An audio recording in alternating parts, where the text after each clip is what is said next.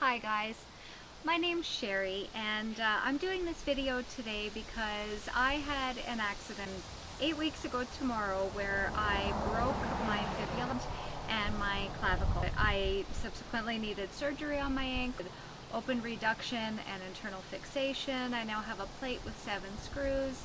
If you've been through this, I'm sure it sounds very familiar. If you're just starting this journey, I hope that I can be of some help for you.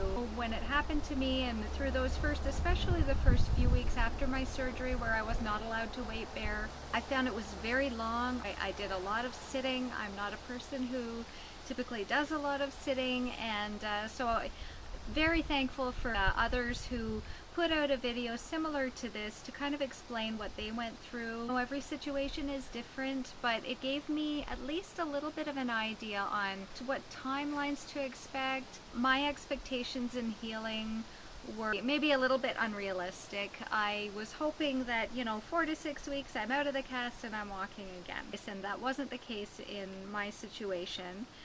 But definitely there were steps along the way where I saw a lot of growth.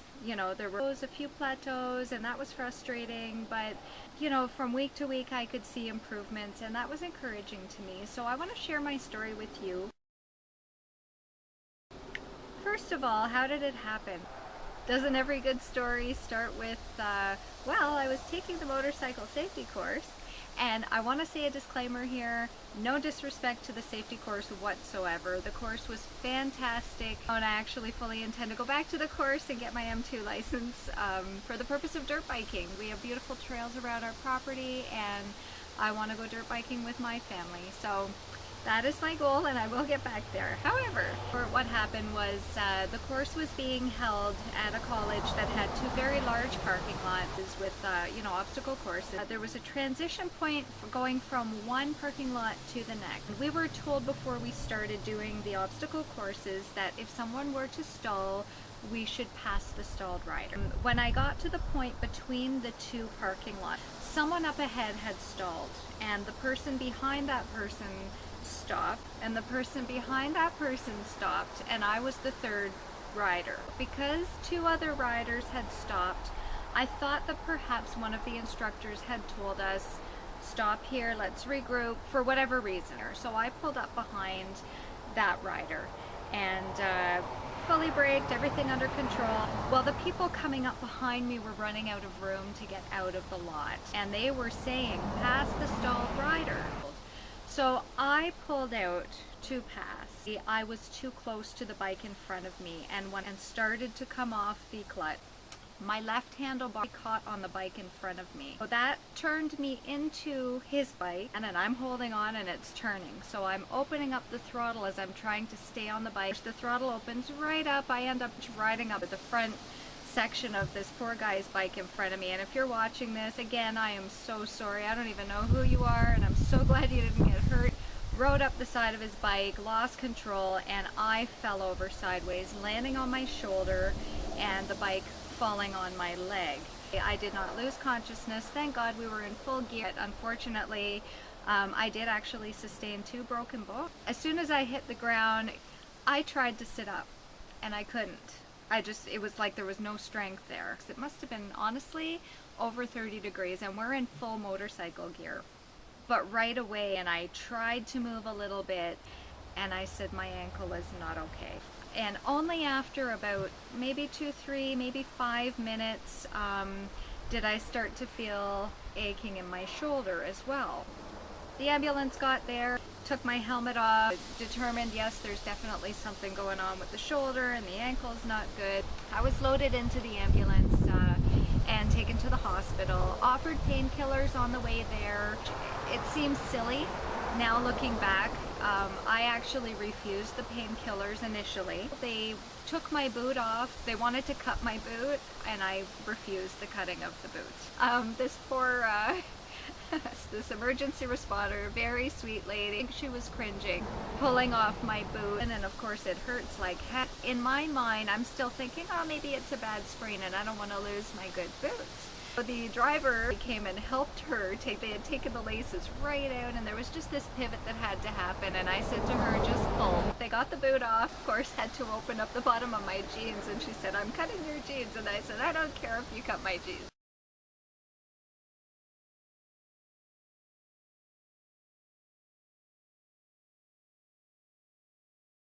Called my husband. He actually met me at the hospital. We got x-rays.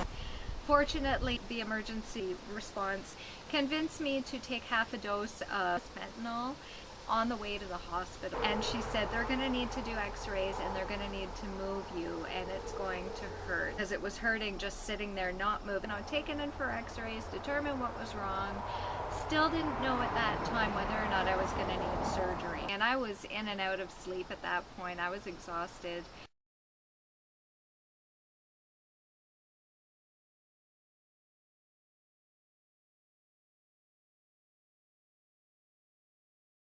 So after the x-rays, we still didn't know exactly what was broken, what was going to need surgery, what was going on. One of the doctors came and told me that they were going to sedate me. They needed to basically set my ankle. Everything was lined up, but they needed to splint it and sort of put it together to do that. I was cringing, and I didn't know how much you're out when they sedate you. I kind of thought they were just gonna numb it a little bit and I'd hear snap and you know, all the horrible things go through your head.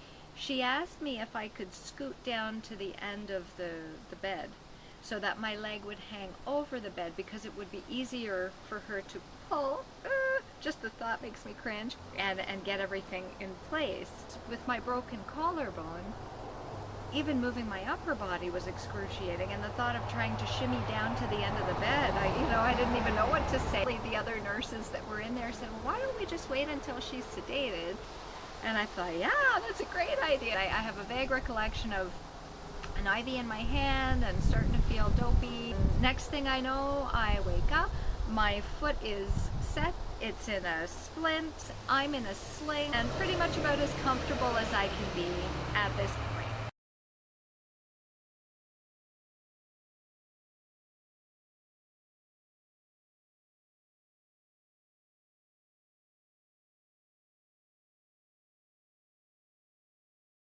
So fast forward just a little bit, the final doctor comes in to tell us, okay, well, we've done what we can do. You have an appointment for a week later at the fracture clinic, but we don't know how you're going to go home because we can't give you crutches because you can't use crutches. And that was basically it.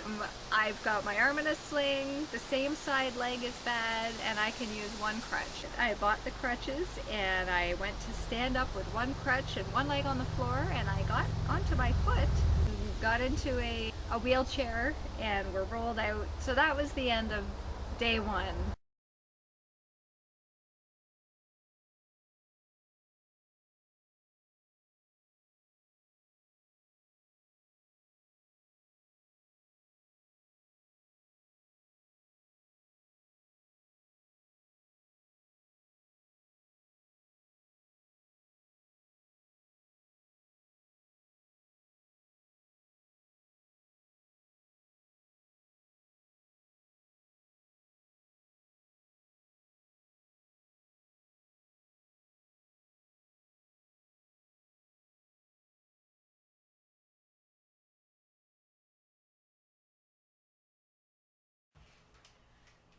Hello. Well, it's almost lunchtime, but this is how my days have gone. So it's been 8 days since I had this accident that put me in this condition. And I'm just going to show you how I've been dealing with bathing. Sponge bathing, but it's not going to be too graphic, don't worry. So it hurts to stand for too long. So I have been doing sponge baths. So I'm going to just assemble what I need here. Just a bar of soap, little baby washcloth is easier to wring out with one hand. And I'm also going to need a whole wad of hair clips. I washed my hair yesterday. That's a whole other ball of wax. I'm not going to do that today, but I will do a segment and show you how I've been doing that. I'm actually quite proud that I've been able to do a lot of this stuff independently. My wonderful husband and son have been helping me immensely because obviously this is not really something you can go alone. So 4 hair clips, yeah, that should do it. I've got my soap and my washcloth. My son is a great help to me because he's going to bring my bath water into my bedroom. So I just make my way around here and just basically getting everything in one spot so that I can not have to get up and put the brace back on. So I forgot a towel, so I'm just gonna go back and grab my towel. I guess it's good exercise. All right, now for the bath water.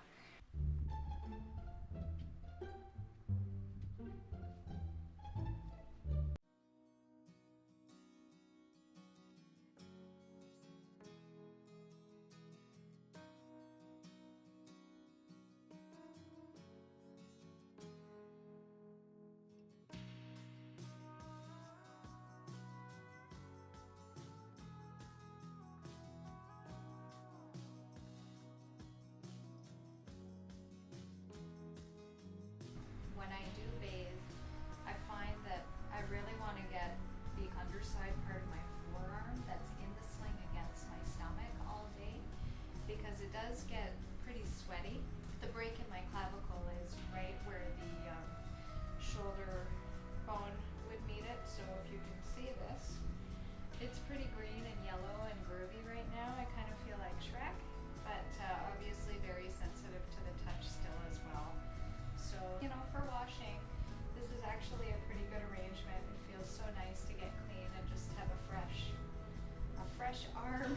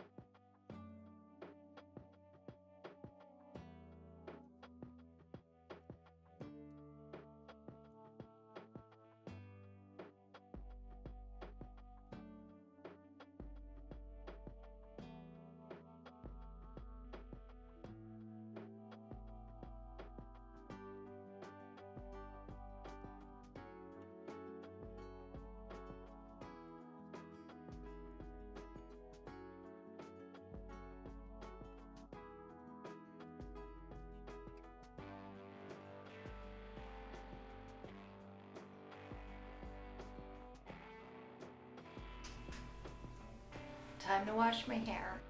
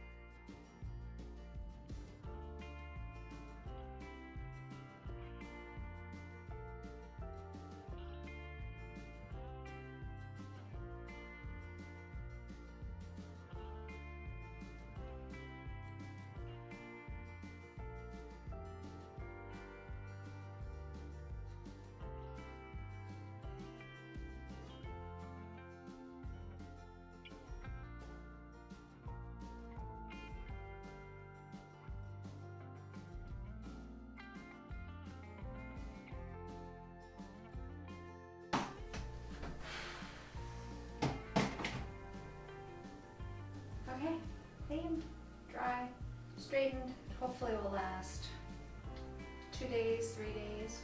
Job's done. Painkillers are starting to wear off now, so I'm gonna go put my foot up.